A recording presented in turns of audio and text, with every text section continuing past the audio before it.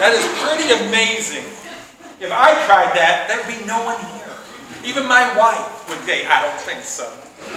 Nope, no one. And if there was a church mouse, it would run outside with its ears covered. So, y'all are wonderful people. Wonderful family. Ollie, you're so blessed, in case you didn't know that, and I'm sure you did. Today, we're going to be talking about another parable.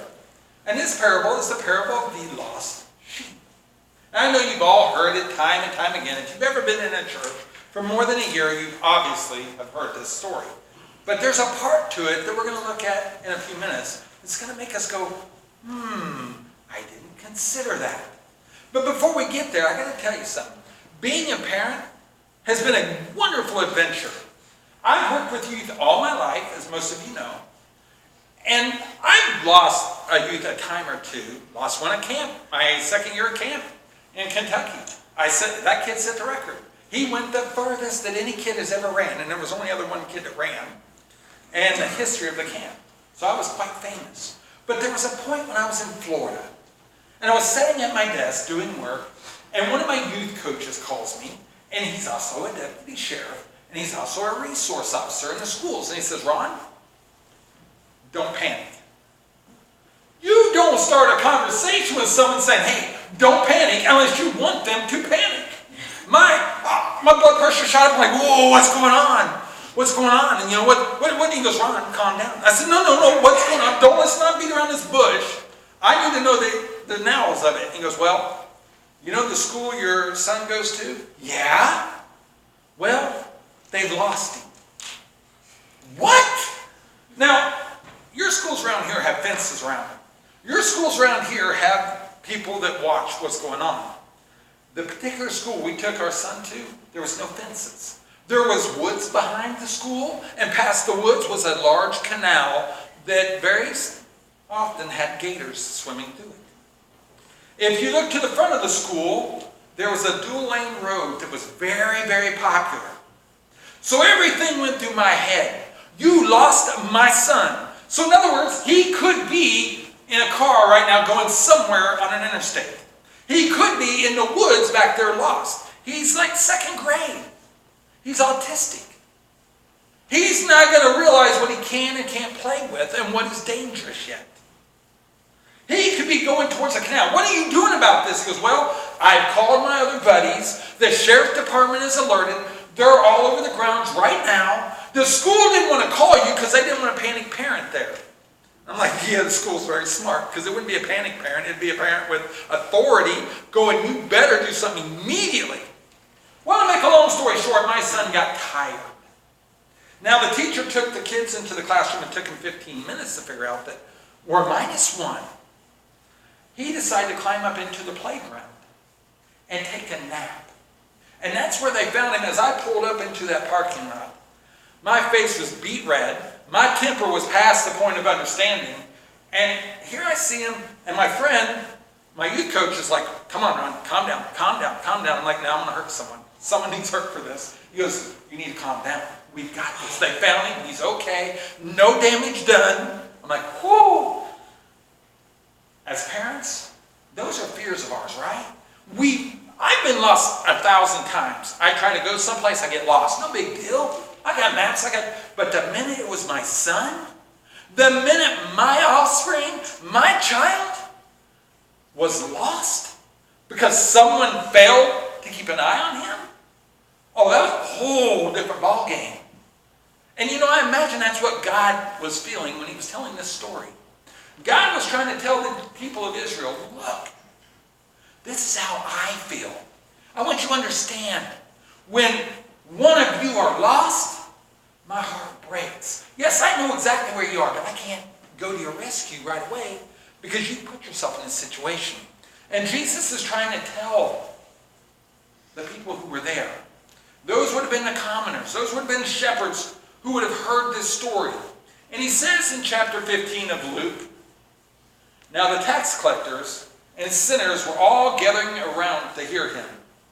But the Pharisees and the teachers of the law muttered, this man welcomes sinners and eats with them. You see, it's not just tax collectors and sinners, but there would have been shepherds there.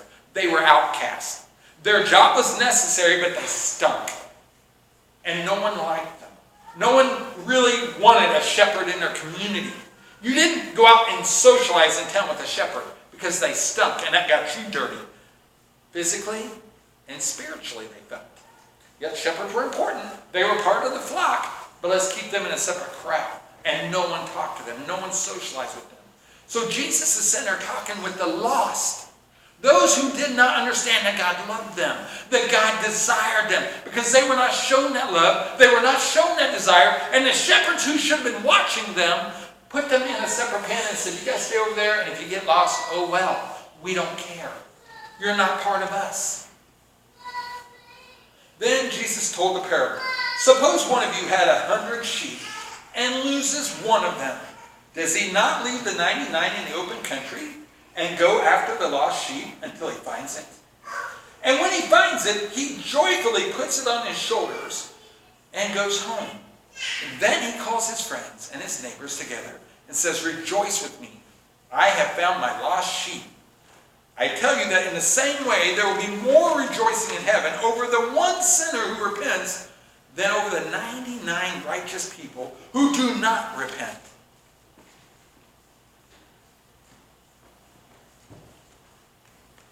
What this story is saying is, let me put it in some real terms for you. We have a shepherd. He takes his sheep from this valley, over this mountain, through another valley, over another mountain, into another valley, because these two valleys he first crossed into have been grazed already.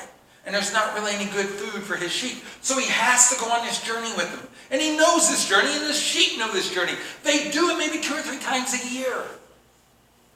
And it gets to the crowd where there's other shepherds, and these crowds would be huge. And all the shepherds would put their sheep in one crowd come evening or mid-afternoon, depending on if they needed a break. And I'm sure after all that journey, the sheep needed to kind of have a time out. They needed their nap time, and so did the shepherd. So he puts them in the crowd. He's counting, and all of a sudden he's going, wait a minute, I'm -1. So he's looking around in the open pastures, and he's looking around at the other flocks, and he does not see his. He calls it by name. It does not come. And if you don't know this, but sheep recognize each other by their bleats, and they know the shepherd's voice. And if there's a sheepdog, the sheepdog is raised with the sheep from puppy, and they learn that dog's bark. And depending on what the dog barks, they understand it's danger, or it's, hey, we need to step up a little, we need to go this way, or we need to go that way. Sheep are not as dumb as we make them out to be. They listen to everything audibly, because their sight's not the best. So when they would hear, the shepherd would call, that sheep would hear him and know instantly, out of all the other voices, that's his shepherd. Yet that sheep is not responding. So the shepherd realizes that sheep's lost. That sheep is part of his family to him. That is not going to be setting fine with him. So he looks, and he cannot see the sheep anywhere in the field that he's in. So he tells the other shepherds, hey, look guys, I've lost my one. Can you guys kind of keep my other 99 in with the stalls with the rest of you? Cool, that's great. I'm going to go find my one. It's about 1 o'clock. He goes into the first mountain and he's looking around. He's looking for traces where his sheep passed through, yet one went astray. Now his fears are real because there are real predators out there. During that time of Bible times, there were lions still in that land. There were bears in that land. And there were wolves in that land. It wasn't until the Roman Empire came in and kind of thinned it out and cleared it out that those animals disappeared. So the Israelites understood, whoa, this sheep is in real danger. And the shepherd knew it. And sheep aren't smart about what they're going to eat. If it's green, let's eat it. In that factor. So they will eat things that will poison them without someone guiding them past it and pushing them away. So the shepherd is afraid that either his little lamb has become food for someone else, or it is suffering and dying from vegetation poisoning, or it maybe got thirsty and tried to get a drink out of a stream. And sheep don't know this, not to get into running water. They'll wade out into it and get washed away. So a shepherd has to form stones in the water and create a pool for the calmness so a sheep can drink without drowning. So I guess sheep kind of are not the smartest things in the world after all, are they? the shepherd goes up. He's seeing no sign of bear. He's seeing no sign of wolf. He's seeing no sign of lion, and he's also seeing no sign of his sheep. So he goes through the mountain, he comes down the other side, and he goes into the next valley. And he's looking everywhere, and he's calling.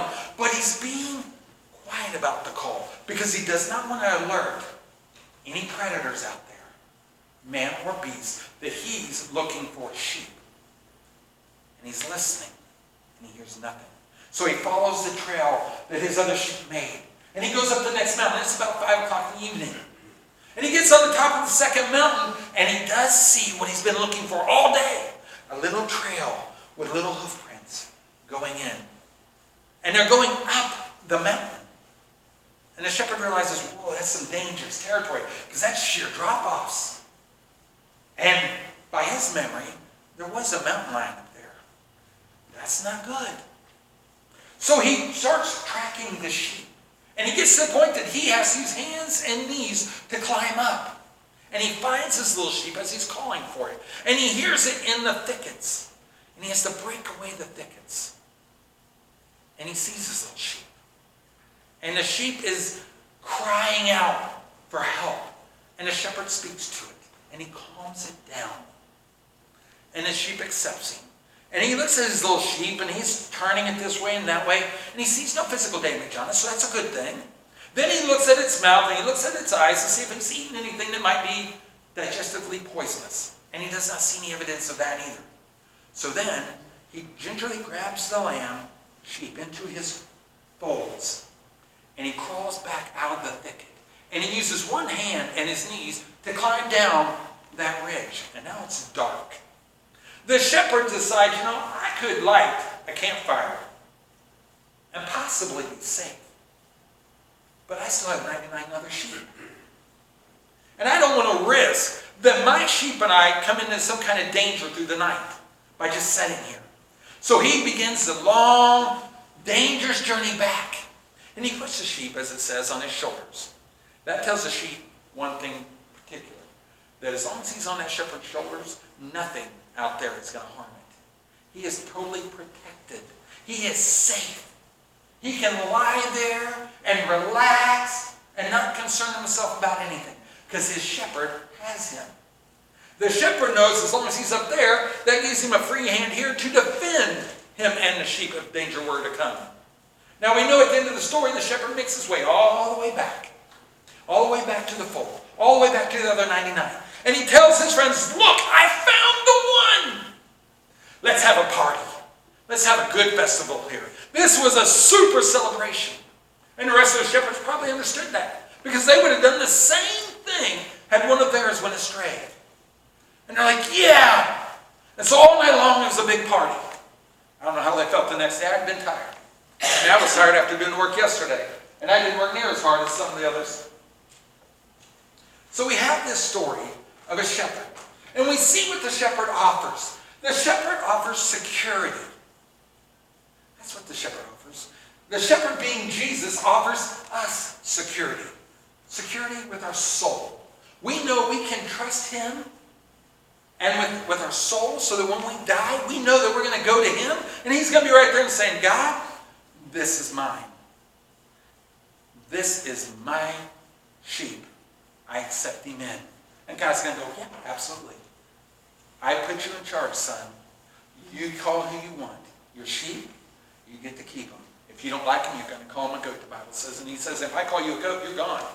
But Jesus says, if I'm your shepherd, you're safe. You're secure. You're safe from Satan's control of your life, which was a big thing back then. If you read your Bible, there's a lot of demon possession going on. And the Israelites were scared of that as well as anyone else. But Jesus says, if I'm your shepherd, Satan can't touch you like that. You have no need to fear of him grabbing you and controlling you, because you're mine. I marked you. I put the Holy Spirit in you, and you're safe. There is fellowship. Sheep all together love each other. They love being in groups because they feel the fellowship, the safety. Jesus says, as long as I'm your shepherd, you're going to have fellowship. You're going to have comfort, knowing that I am there to support you. I have your back. It might not always look like it, but I've got your back through all the tough times. But now this is old news, everyone here probably. Everyone pretty much understands that when you hear this story, that how great the shepherd is and all the things he does for us. But here comes the factor that I want us to think about for a moment. The side of the story that we don't always catch. Because Jesus couldn't talk about that side right then. Because we as Christians did not exist yet. We had not accepted someone who had not died for us yet.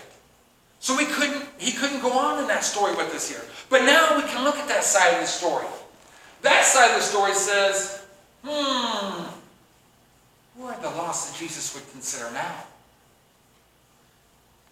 It's Christians who I want to look at today, who have wandered off. Our brothers and sisters in Christ who have left the flock. That's what I want to talk about today in this story.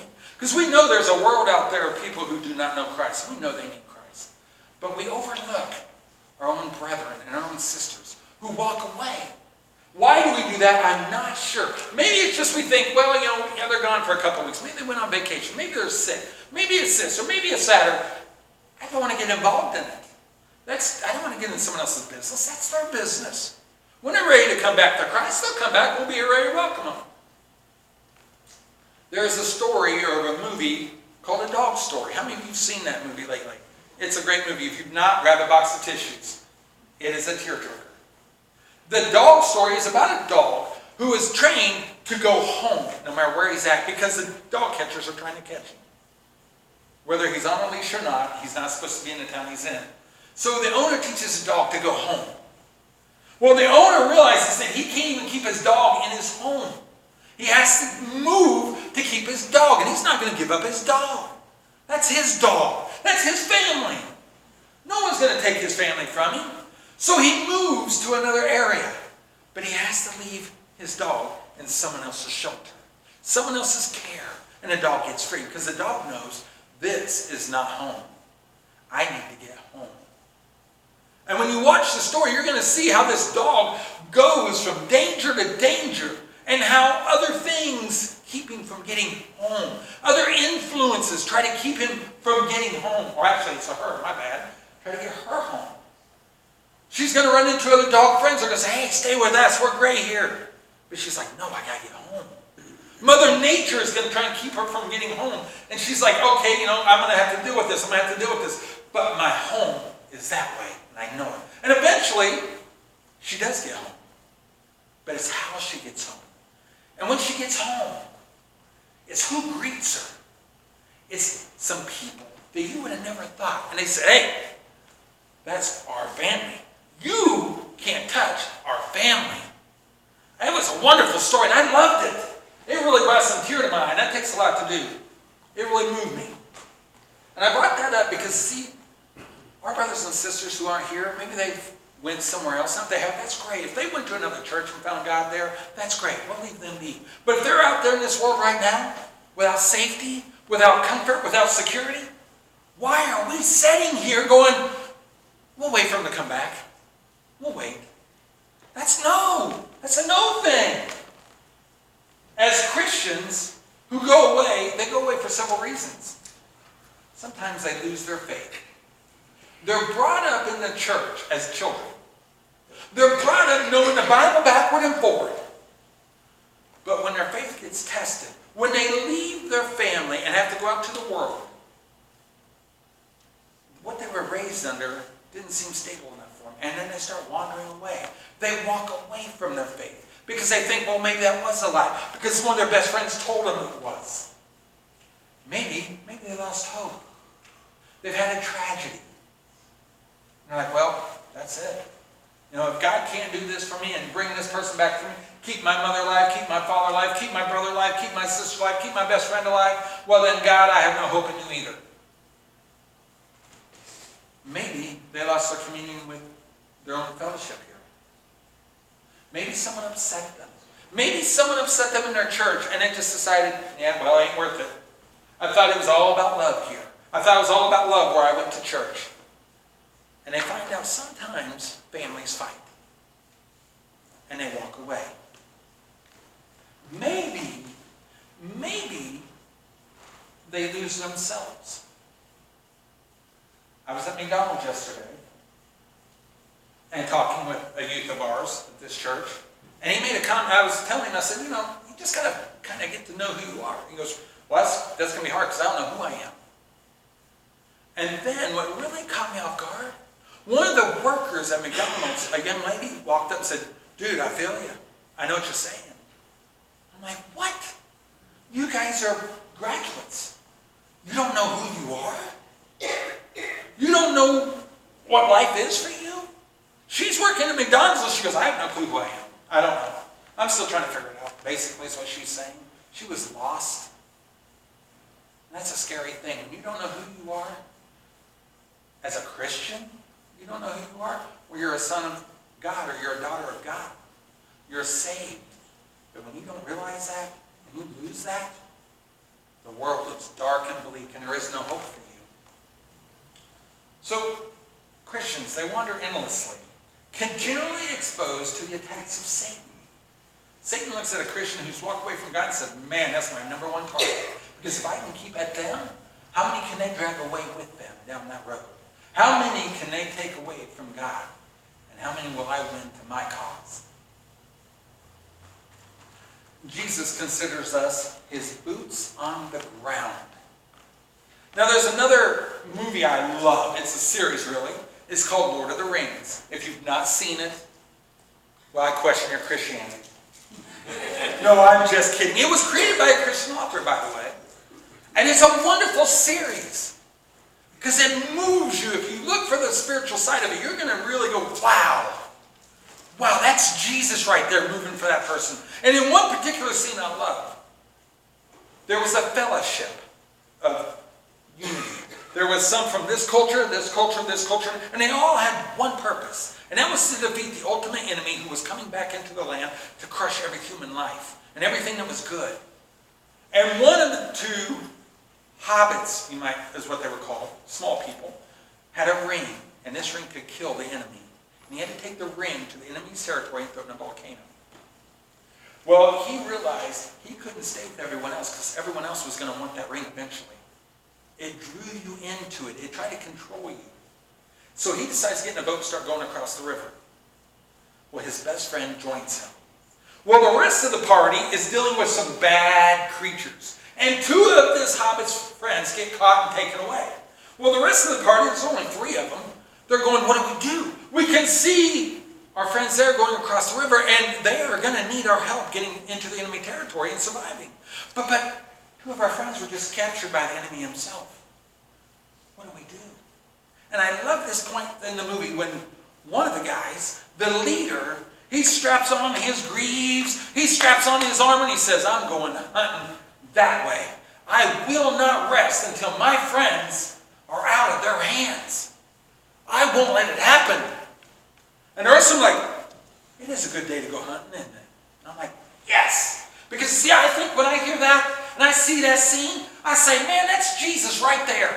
Jesus is that guy, and he says, look, I know I've sent some Christians on a path, and they really need me, but they're going to do okay. Who really needs me is these Christians over here.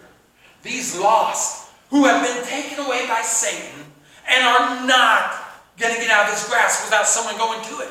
So I'm going to get my army, we're going to get together, and we're going to go rescue them. Every time I see that, that's what I feel and see and hear in my head. That's Jesus moving. We're called to be that same way. We're called to be the boots on the ground, as the army would call it. Boots on the ground means we do the mission that we're told to do for someone else. Jesus says, I am your commander. I ask you to put your boots on. I ask you to get out there and I ask you to fight. I ask you to go out there and reach the lost. I ask you to go out there and find your brothers and sisters. I ask you to go out there and find those who don't even know me. That's what your mission is.